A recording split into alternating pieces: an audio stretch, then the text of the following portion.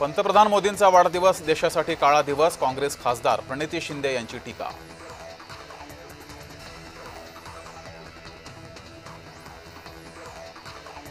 भाजपाकडून पंतप्रधान नरेंद्र मोदींच्या वाढदिवसानिमित्त सेवा पंधरवड्याचं आयोजन।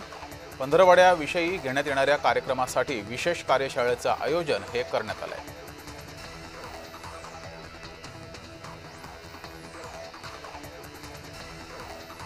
कराडच्या शासकीय विश्रामगृहात जनता दरबार पार पडला। कराड दक्षिणचे आमदार अतुल भोसले यांचा हा जनता दरबार पार पडला। यावेळेस मतदारसंघातील नागरिकांचे विविध प्रश्न सोडवण्यात आले।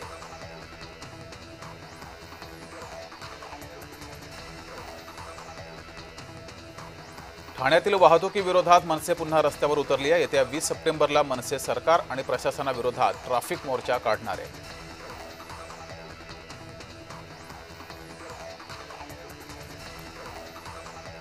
पिंपरी चिंचवडमध्ये मुख्यमंत्री फडणवीसांच्या जाहिरातीचे पोस्टर मुख्य रस्त्यावर लागले। मुख्य रस्त्यावरील भिंतीवर देवाभाऊ असा उल्लेख असलेल्या जाहिराती दिसल्या। हे पोस्टर या ठिकाणी कोणी लावलं याची माहिती समोर येऊ शकली नाही। शहरातील वेगवेगळ्या भागात असे पोस्टर्स लावले गेले।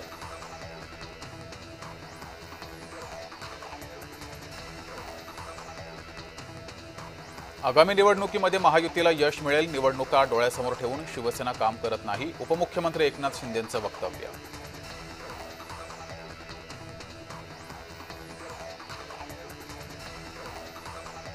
पंतप्रधान मोदींमुळे देशाची अर्थव्यवस्था सुधारली आहे। मोदींमुळे भारताची अर्थव्यवस्था तिसऱ्या नंबरवर गेली आहे। एकनाथ शिंदे यांनी हे वक्तव्य केलंय।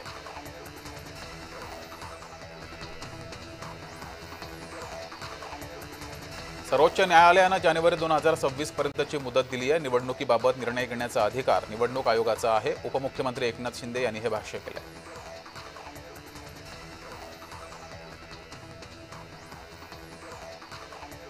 पावसामुळे मराठवाड्यातील शेतीचं मोठ्या प्रमाणात नुकसान झालंय। मुख्यमंत्री मोठा निर्णय घेण्याची शक्यता असल्याचं संजय शिरसाट यांनी माहिती दिली आहे।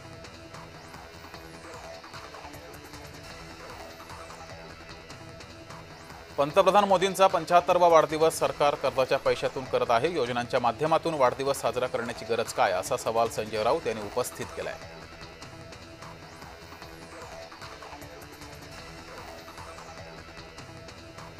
पंतप्रधान नरेंद्र मोदींचा बुधवारी वाढदिवस आहे। या निमित्तानं फडणवीसांनी सोशल मीडियावरून माय मोदी स्टोरी या नावानं पंतप्रधानांसोबतच्या आपल्या आठवणी शेअर केल्या। फडणवीसांनी पंतप्रधान नरेंद्र मोदी यांच्यासोबतच्या पहिल्या भेटीचा किस्सा सांगितलाय।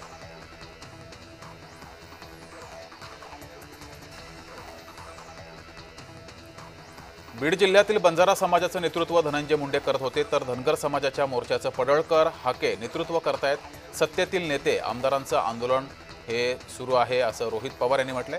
सरकार समाजामध्ये वाद निर्माण करत असल्याचा आरोप सुद्धा रोहित पवारांनी केलाय।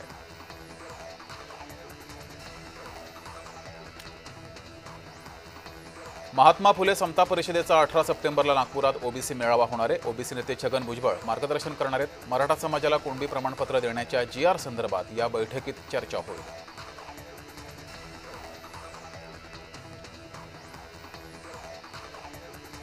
उद्धव ठाकरे यांनी बोलावलेली मुंबईतील शाखा प्रमुखांची बैठक रद्द झाली आहे। ही बैठक दुसऱ्या दिवशी म्हणजे उद्या होणार आहे।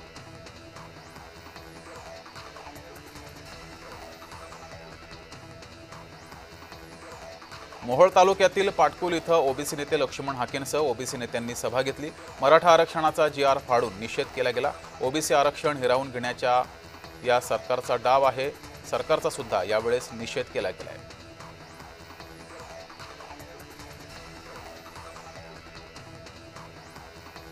आगामी स्थानिक स्वराज्य संस्थांच्या निवडणुकीच्या पार्श्वभूमीवर राष्ट्रवादीचे नागपुरात 19 सप्टेंबरला चिंतन शिबिर होणार आहे। यावेळेस काही राजकीय ठराव देखील पारित केले जातील। नागपूर जिल्ह्यातील पक्ष संघटनेत फेरबदल होण्याचीही शक्यता आहे।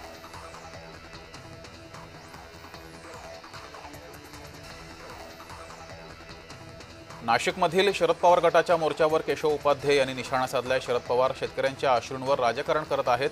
शरद पवार सत्तेत असताना सर्वाधिक शेतकऱ्यांनी आत्महत्या केल्या असा सुद्धा हल्लाबोल केशव उपाध्ये यांनी एक्स पोस्ट करत केलाय।